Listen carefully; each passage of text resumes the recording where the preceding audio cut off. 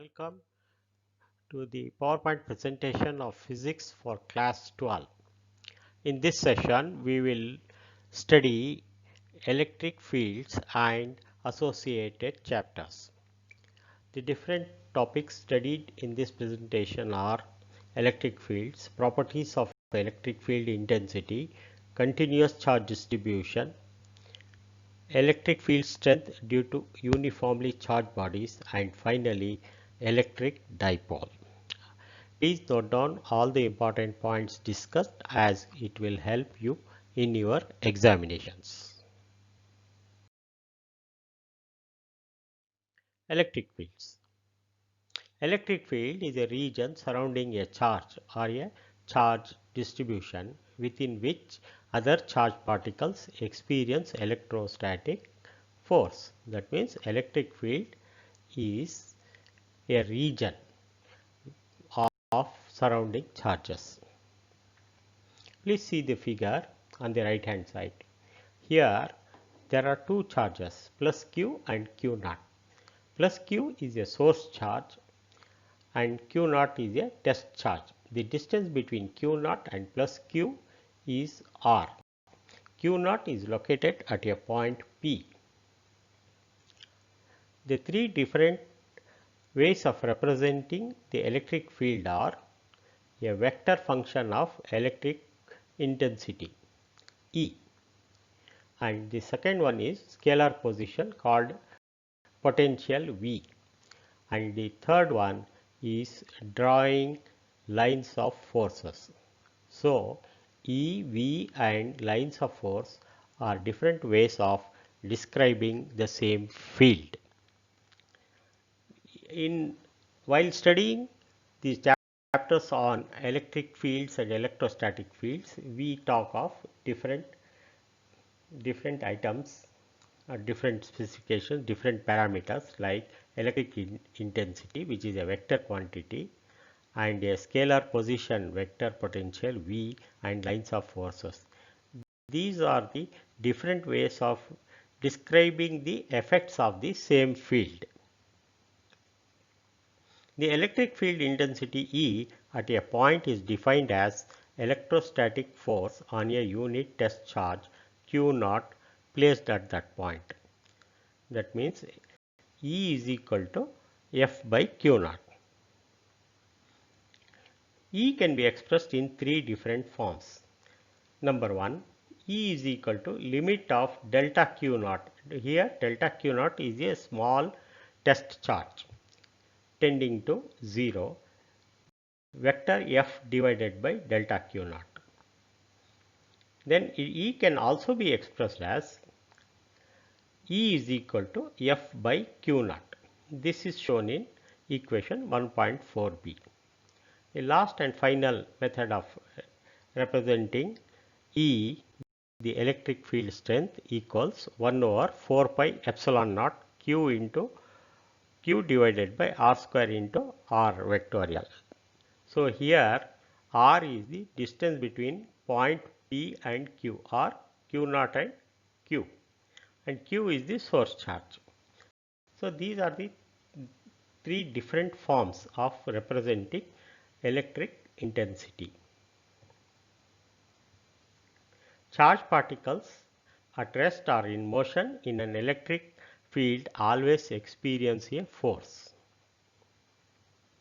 Test charge Q naught is a fictitious charge that exerts no force on nearby charges but experiences force due to them. That means the test charge will not contribute any force on other charges. It only receives or it experiences force from the source charge plus Q in this example. Test charge is always a unit positive charge. Test charge is always a positive charge. The test charge should not alter the configuration of source of charges. Hence, Q naught is considered to be vanishingly small. That means it is very small. Hence, it is called vanishingly small. So, the three important properties of representing electric field are vector E, that is electric field intensity, or a position vector called potential V, or drawing lines of forces. And three different forms of representing E are: limit delta Q naught tends to 0 F by delta Q naught given in equation 1.4a, or it can also be represented as E is equal to F by Q naught, that is given in equation 1.4b, and third and final is E equals 1 over 4 pi epsilon naught Q divided by R square into R hat. So these equations, any of these forms, we will be using in our subsequent discussions. Properties of electric field intensity. Electric field intensity is a vector quantity, as I said earlier, and its direction is same as force experienced by positive charge. Please see the figure. On the left hand side, there are two charges, plus Q and plus Q naught. Q naught is a test charge, Q is a source charge, and F is the force. See, vector force is pointing towards right, and electric field also is pointing towards right. This is because plus Q is positive. Electric field due to a positive charge is always away from it, so it is showing away from it, and electric charge due to negative charge is always towards it. In the second example, please see minus Q and a test charge plus Q naught. So since minus Q is there, force is on the right side, but electric field on the opposite side, that is opposite to F. Hence, negative charge is always towards the charge. It is for negative, for field is pointing towards minus Q. If the charge is Q is positive, as in the case of left hand side diagram, the directions of F and E are same, that is in the towards pointing towards right. If the charge is negative, that is minus Q, as in the case of second diagram on the right side, the directions of F and E are opposite to one another.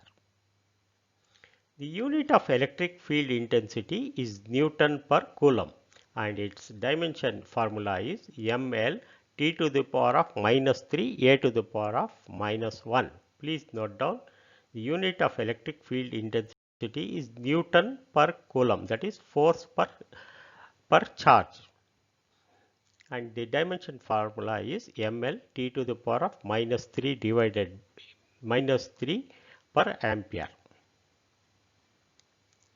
The electric field intensity obeys superposition principle, that is the field intensity at a point of charge distribution is the vector sum of field intensities due to individual charges. That is F is equal to field intensity is also is equal to E is equal to E1 plus E2 plus E3 etc. up to En and added vectorially. So we use two different formulae for representing electric field intensity. So first formula is in terms of force. Force is equal to Q naught into E, where both force and E are vectors, and these are represented by equation 1.5a. E can also be written as E is equal to vector E is equal to F test divided by Q naught. This is also shown in equation 1.5b. The magnitude of electric field E set up by a point charge Q at a distance r from the charge is given by E is equal to 1 over 4 pi epsilon naught into Q by r square. As this equation was also shown earlier, here we are dividing the force by unit positive charge. Hence, E is equal to 1 over 4 pi epsilon naught into Q by r square. This is equation 1.c. Hence, we will again repeat. Electric field intensity is a vector and its direction is same as the force. For positive charge, both F and E are same, and for a negative charge, F and E are opposite. The unit of electric field intensity is Newton per Coulomb, and its dimensions are ml t to the power of minus 3 a to the power of minus 1 within brackets. Electric field intensity obeys superposition principle. Here the three equations representing E are F is equal to Q naught into E, both are vectors, and E can also be E equals F test by Q naught, and in terms of charge and distance, E is equal to 1 over 4 pi epsilon naught Q by R square. Continuous charge distribution. Hitherto, we were considering only a point charge. Now, in practical cases, a point charge is very difficult to obtain, but there are so many continuous charge distribution. The magnitude of electric field intensity E set up by a point charge at a distance r from charge is given by, as we know, E is equal to 1 over 4 pi epsilon naught Q by R square. This is due to one point charge. But practically, there are other type of charges like a charge on a conductor. It is called line charge, and charge on a plate on the surface. It is called a surface charge, and there is a charge on a shell, on a spherical shell. So that is a volume charge.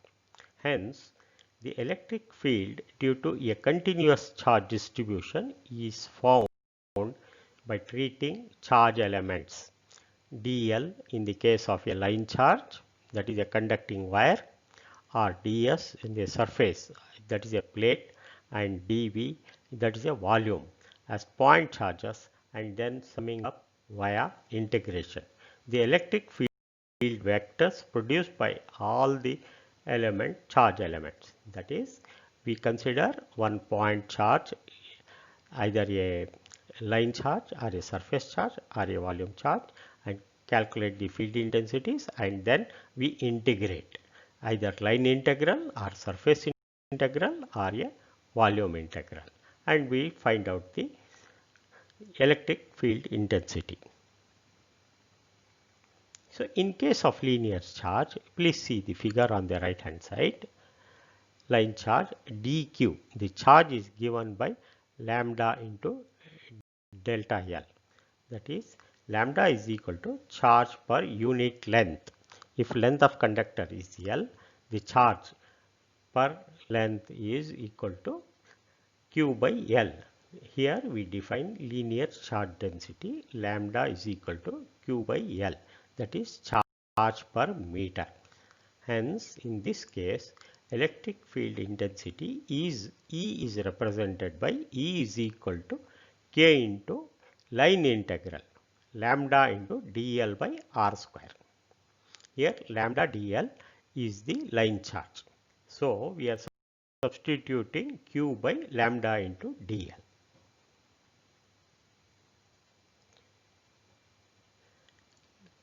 Then there is a surface charge density. Here please see the figure number 3 from the top. Here a plate is there, a flat plate, a surface with length into breadth. So here we treat charge element as ds, that is an elemental surface length, length into breadth ds, and we defined surface charge dq is equal to sigma ds. That means q is equal to, that is q is equal to sigma into ds, and we write sigma is equal to q by a, where a is the area, length into breadth, that is in meters square. So surface charge density sigma is equal to q by a coulombs per meter square, and we find electrical field intensity as E is equal to K into, here we take surface integral sigma ds divided by r square. This is equation 1.6c. So finally,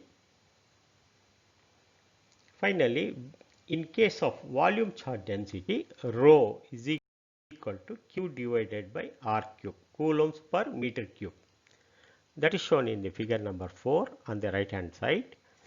Delta V is an elemental volume, and we find out the volume charge delta Q is equal to rho delta V. And when we find volume charge, we use the formula E is equal to 1 over 4 pi epsilon naught into Q over R square, and here we substitute Q as delta Q is equal to rho into delta V. Hence, volume charge density rho is equal to Q divided by R cube. Please note here R cube is the volume, coulombs per meter cube. And finally, the electric field intensity here is equal to K into integral V into rho dV by R square. R square, Q divided by R square is the basic formula for electric field intensity. Let us repeat once again. In case of continuous charge distribution, we find one elemental charge, either length or surface or volume, as point charges, and then we integrate the electric field vectors produced by all these charge elements. So in the linear charge density, lambda is equal to Q by L, coulomb per meter.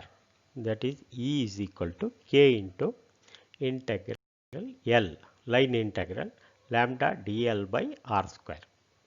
In case of surface charge density, that is the second case, sigma is equal to Q by A, coulombs per meter square. Here the electric field intensity is given by K into surface integral sigma ds divided by R square.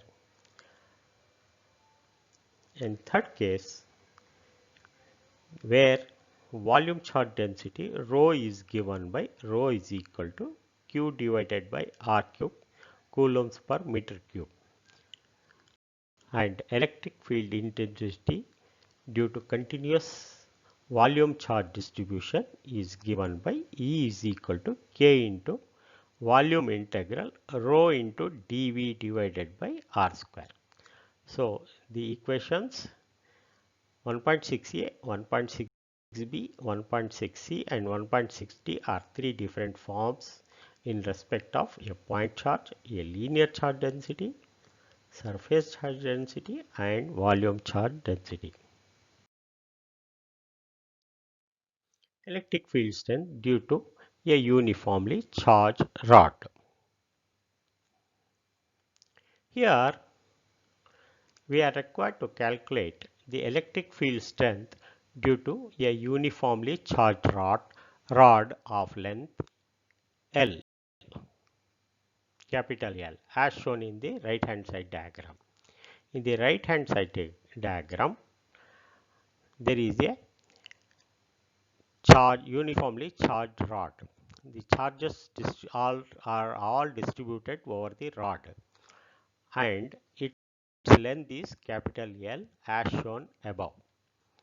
And we consider a small element of length dx of the rod and try to calculate the elemental electrical field strength. The electrical field strength is given by an equation dE is equal to K into dQ divided by R square plus X square. Here dQ is the elemental charge due to the length dx. Because Q is distributed uniformly over the entire length, we are considering a small length of rod dx, whose charge will be dq divided by r square, whose charge will be dq. And we are required to find the field strength at a point P, which is located as shown in the figure. So the elemental field strength D is equal to K into dq divided by r square plus x square. R is a vertical distance from the charge rod to the point of observation, which is located at the equator, and x is the length of element dx from the point P, not from the point P, that vertical normal to the at the distance r from the P as shown in the figure. So x is located from at a distance r from P vertically.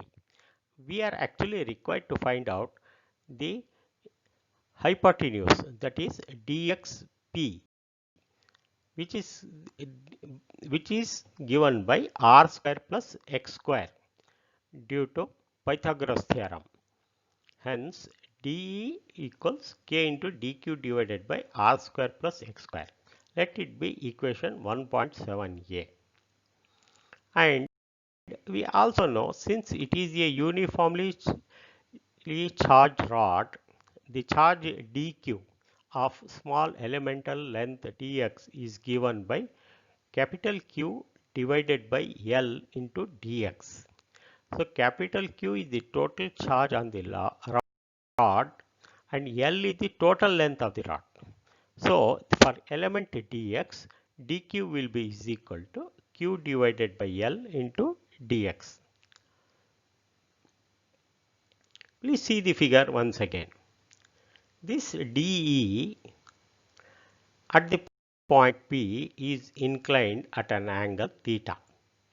DE has two components, DE sin theta and DE cos theta. DE sin theta is along x-axis. So we will represent DE sin theta as DEx.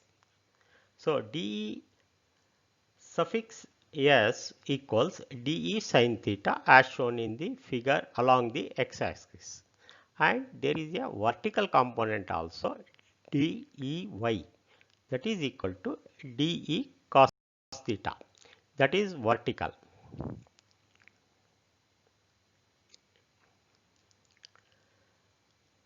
Let L be the length of uniformly charged rod.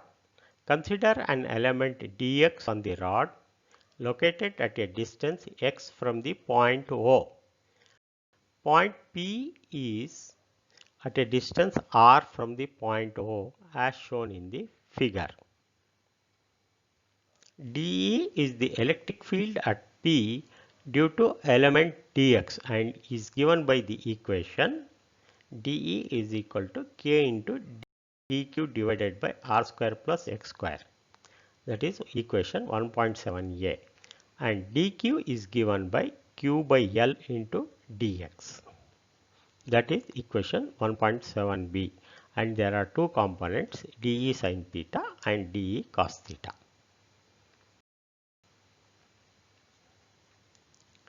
Let us consider dEx is equal to dE sin theta.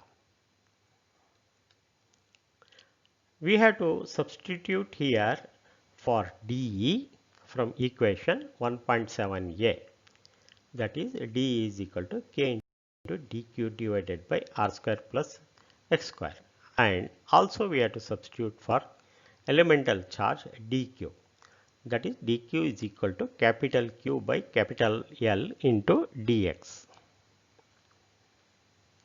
So substituting for dE and dq, we get dEx is equal to k divided by r square plus x square into q by L into dx sin theta. So dx sin theta will be is equal to k into q divided by L into r sin theta d theta. Let it be equation 1.7.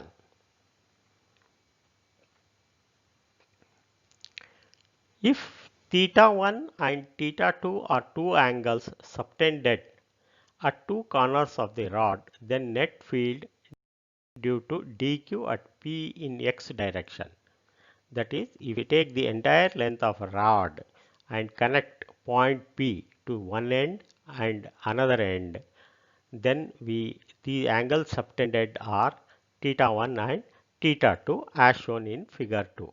Here please see, one end of the rod is connected to P and its angle is theta 1, and the other end of the rod is also connected to P, subtending an angle theta 2. P is located at a distance r from point O and L is the length of rod, and substituting theta 1 and theta 2 and integrating to find out dEx, we had dx is equal to k into q divided by L into r into sin theta d theta. We will retain sin theta, and to find out the value of Ex, we integrate sin theta d theta from minus theta 1 to plus theta 2, which are the angles subtended. Ex becomes kq divided by L into r integral minus theta 1 to plus theta 1 sin theta d theta.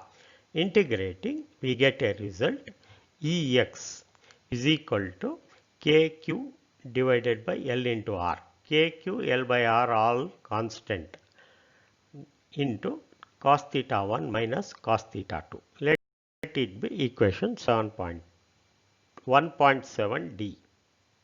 Similarly, we can find the value of vertical component Ey of electric field strength as kq divided by L into r integral minus theta 2 to minus theta 1 to theta 2 cos theta d theta, and integrating from minus theta 1 to plus theta 2, we get Ey is equal to kq divided by L into r into sin theta 1 minus sin theta 2.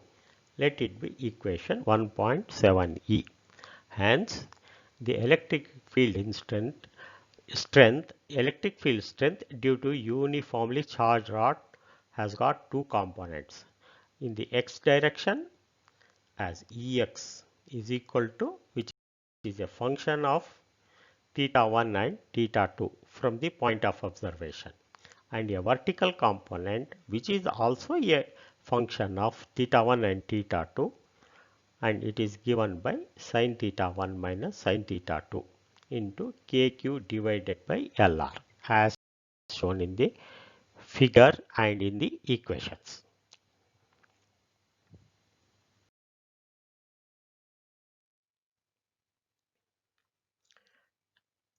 Now, having studied the electric field due to uniformly charged rod, we will take up the next case of uniformly charged ring at its center. Here, there is a uniformly charged ring with a radius r and center C. The total charge on the surface of the ring is capital Q and distributed all over the ring as positive charges. Here we will consider a small element dq, elemental charge dq, and we'll try to find out the electric field intensity at its center. That is, we have to find E at the point C. Here by symmetry, we can say that the electric field strength at the center due to small element is cancelled by the element at the opposite end. That is, left hand side we have got an element plus dq or dl, and right hand side also there is a dq. So, both the electric field due to these two charges cancel one another. Hence, electric field strength due to uniformly charged ring at the center is E naught equals to 0.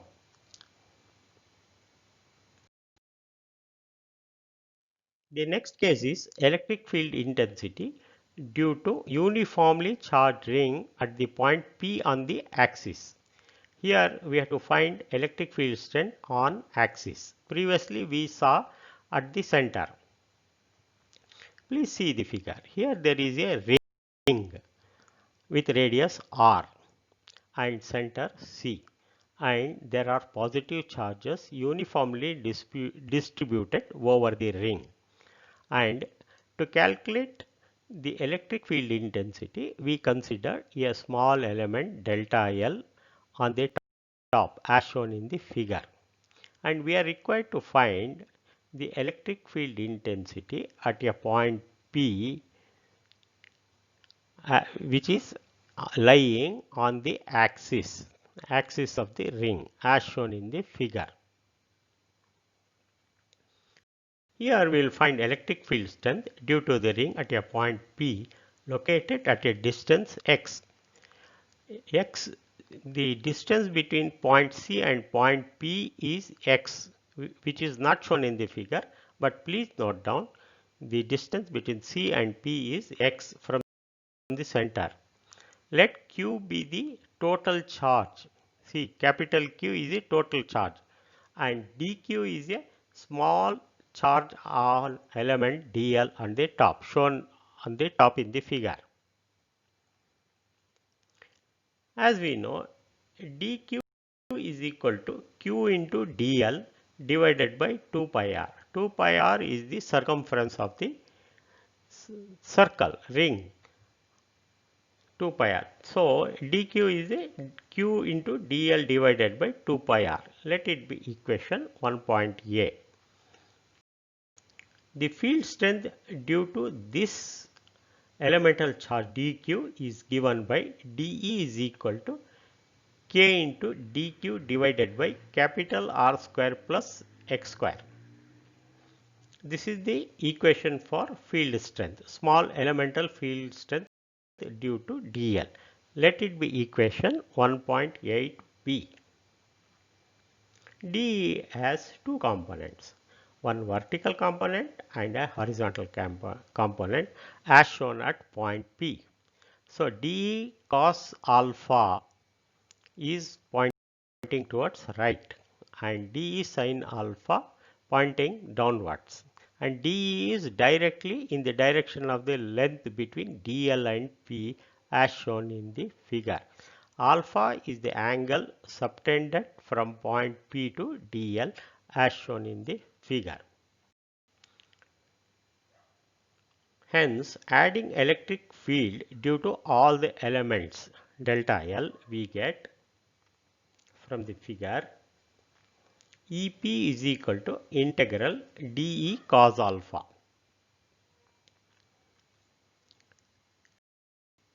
Here there are vertical components due to dE sin alpha. It is pointing downwards. Similarly, due to dl, there is yet another element dE sin alpha which is pointing vertically at point P. The vertical component of dE sin alpha and gets cancelled with the downward component of dE sin alpha. They cancel out one another. Hence, we are left with only dE cos alpha, and we are required to integrate it to find the equation for electric field strength EP. This is given as equation 1.9a. That means EP is equal to integral dE cos alpha. We have to substitute in this equation value of dq. dq is given by q divided by 2 pi r into dl as per equation 1.8a above.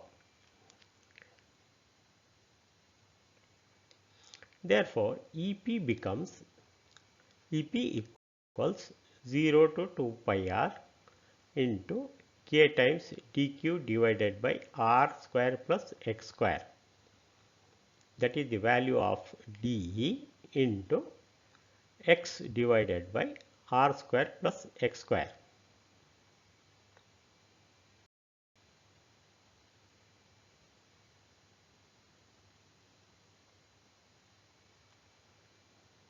Simplifying, we get EP is equal to kq divided by 2 pi r into x divided by, we are adding up r square plus x square into r square plus x x square under root as r square plus x square to the power of 3 by 2, x divided by r square plus x square into 3 by 2 into integral to 0 to 2 pi r dl. That is, we are taking integral of length dl. Integrating dl as circumference, that is integral dl is equal to 2 pi r, that is the circumference of the ring. Hence EP is equal to kq divided by 2 pi r into x divided by r square plus x square to the power of 3 2 as shown earlier into integrating dl from 0 to 2 pi r and solving we get integral dl equals to 2 pi r. Here the 2 pi r in the numerator and 2 pi r in the denominator get cancelled and we get the total field strength at P due to the ring is given by EP equals K into Qx divided by R square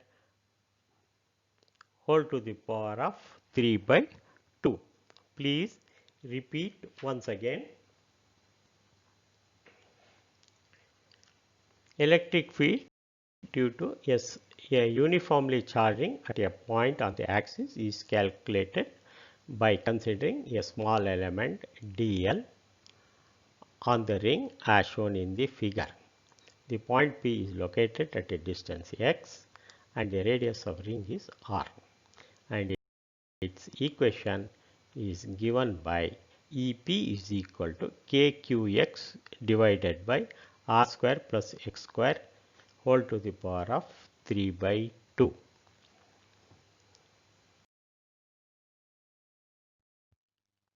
Now we will study about electric dipole. Electric dipole is a system of two equal and opposite charges separated by a small distance. Please see the figure on the right hand side. There are two charges, plus q and minus q. Hence, they are opposite charges. They are separated by a distance 2L. And due to this separation and two charges, there is a dipole moment P. The electric field produced by a dipole is called dipole field. Dipole moment P is the product of charge and length of dipole. Hence, vector P is equal to Q, that is charge, into dipole, length of dipole is 2L, that is also a vector. Hence, vector P is equal to vector 2QL. Let this be equation 1.11a. We can go into the details of a dipole. Plus Q and minus Q are two charges. C is the center of dipole. The length of dipole is 2L. Dipole moment P is equal to 2 into QL coulomb meter. Z is the point on the axis. Dipole center C is the midpoint between minus Q and plus Q. For calculating the field intensity, the distance is taken from center of the dipole. Length of dipole equals 2L.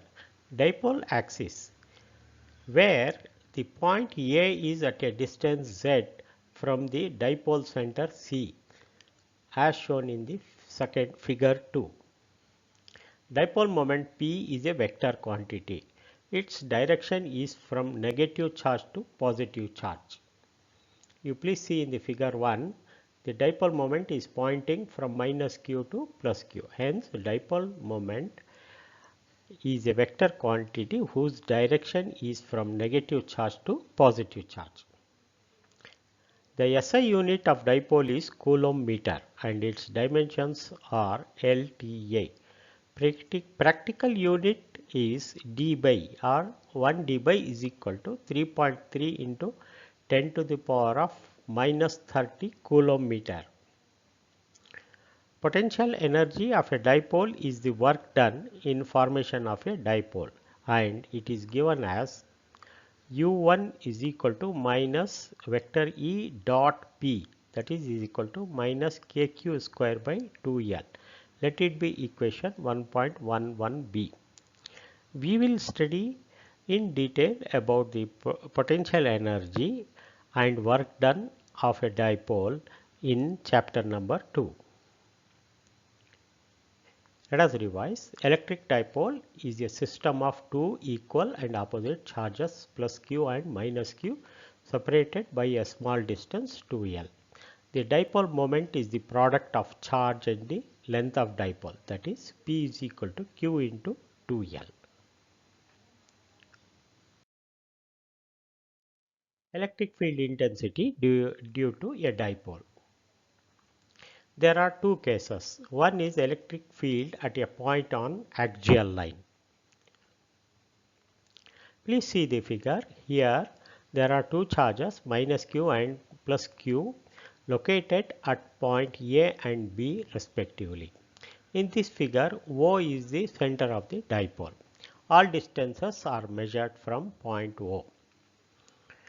EA is the field due to charge minus q located at A, and similarly EB is the electric field due to charge plus q located at point B. Therefore, EP is equal to, that is electric field at point P is equal to the difference of electric field B minus electric field A, and P is the dipole moment and its direction is from negative to positive as shown in the figure. The point P is located at a distance x from O. Hence, we have to find the electric field at the point P on axial line. The resultant EP is equal to vector EA plus EB. That is sum of, that is the basic thing. But in this case, in case of dipole, it is EA minus EP due to opposite charges.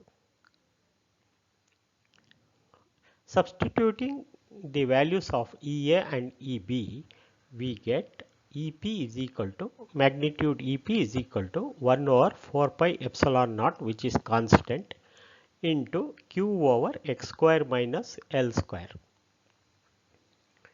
minus q over x square plus L square whole square.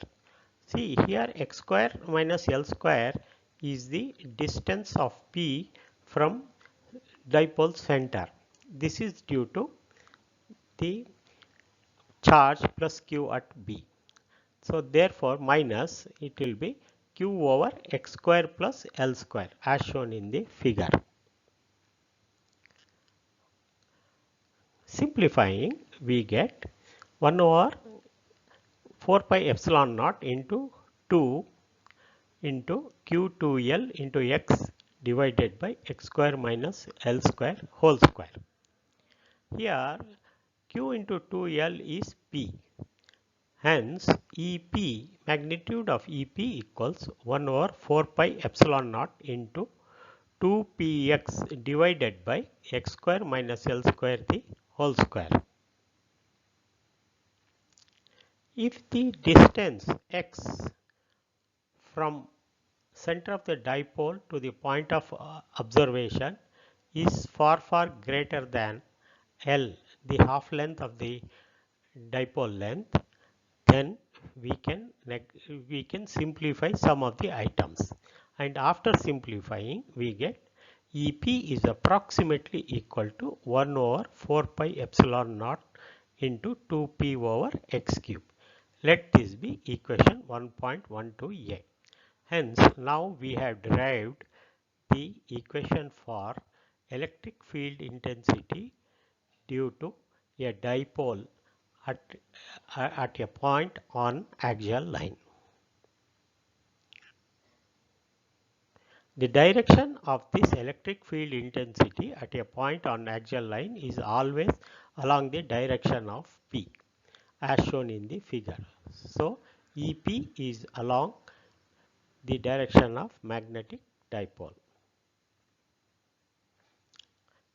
After studying the electric field at a point on axial line, we will take the case of a point on the equatorial line. Please see the figure here.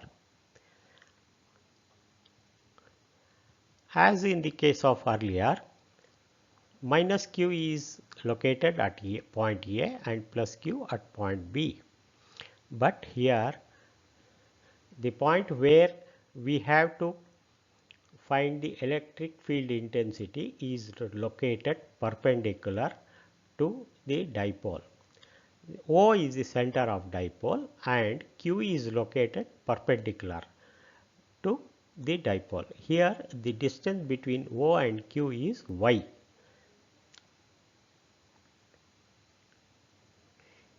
As usual, we have seen the field due to the dipole is EQ. The resultant here is EA plus EB. EA acts along the distance AQ as shown in the figure. Similarly, EB acts along the distance QB.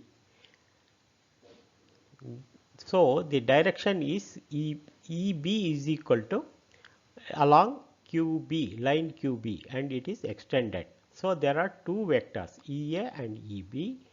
EB is along the line Q and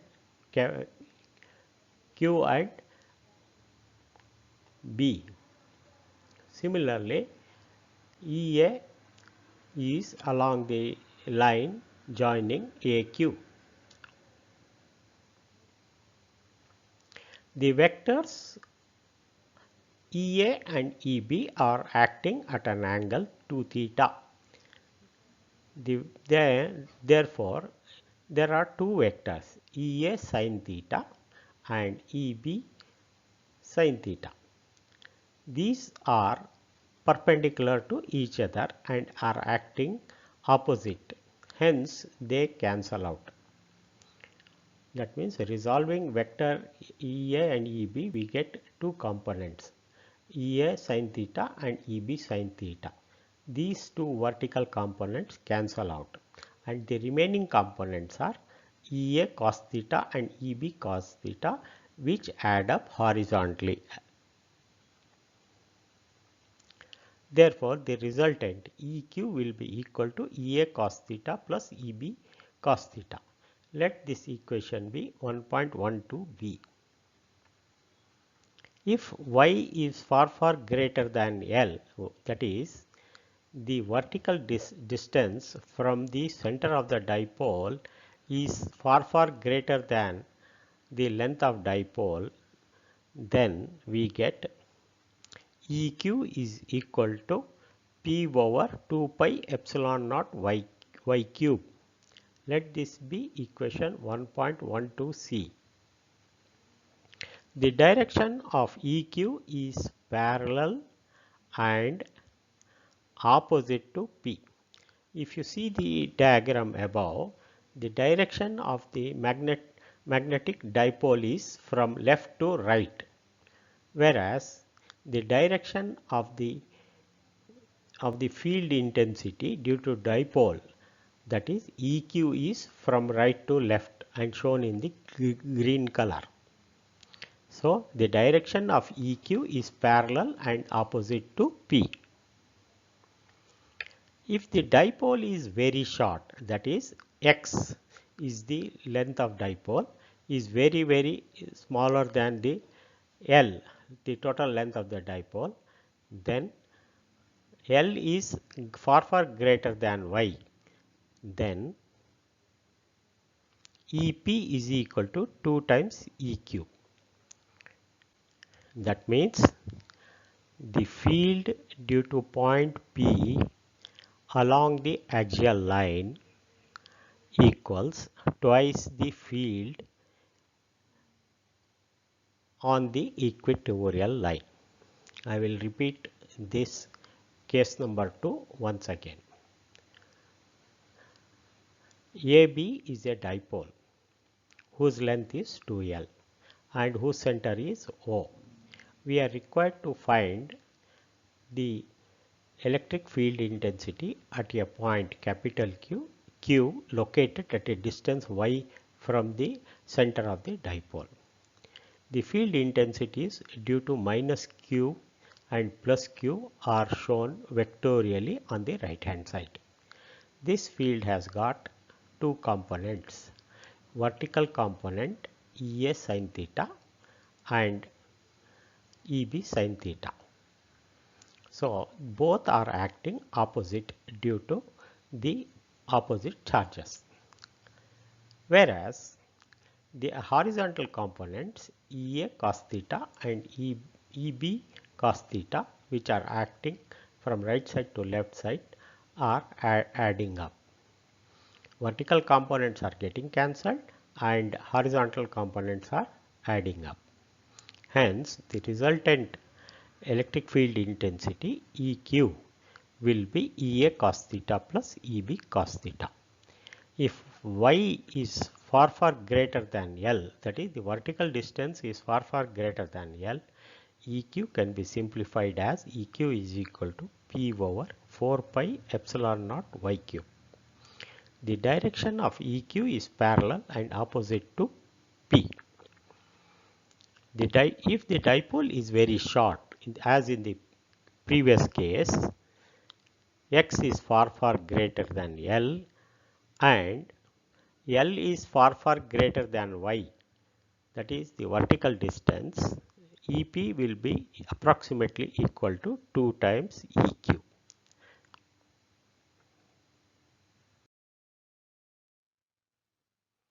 Torque on dipole in an uniform electric field.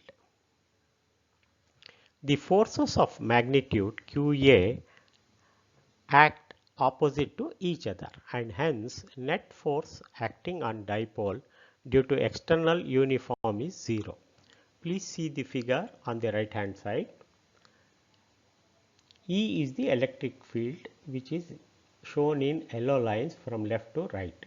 This is the external field and minus Q and plus Q are two charges forming the two charges of a dipole. Its length is inclined to L and its dipole moment is also shown in blue color. It is subtending an angle theta with respect to electric field. Hence, there are two charges QE acting from plus charge to right side and QE acting in opposite direction due to minus Q. Hence, the forces of magnitude QE act opposite to each other and hence no force acting on dipole due to external uniform field is 0. The net force, I repeat once again, the force of magnitude QE act opposite to each other and hence net force acting on the dipole due to external uniform field is 0. So there is no translational motion of dipole because force is 0.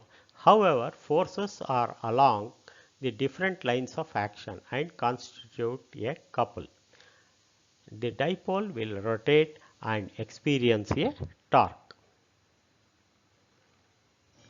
The torque tau is given by force into the perpendicular distance.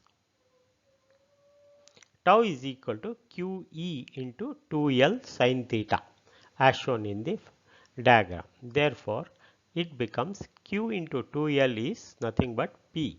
Therefore, P into E sin theta. The general equation for torque on a dipole in uniform field is given by torque tau is equal to P cross E. Let this be equation 1.2. Torque is perpendicular to the plane containing P and E because it is a cross product of vectors Hence, it is perpendicular to P and E as shown in the figure. SI unit of torque is Newton meters. When theta equal to 0 or theta is equal to 180, sin 0 is 0. Therefore, tau equals 0. If theta is equal to 90, tau will be equal to PE. In an uniform field, dipole feels a torque but force is equal to 0. In non-uniform field E, torque may be 0 but force is not equal to 0. We will study about the work done on dipole in chapter 2. With this, we come to the conclusion of section 1.5. Please study and repeat the items discussed in this presentation, and if there is any doubt, please don't hesitate to ask me. Thank you once again.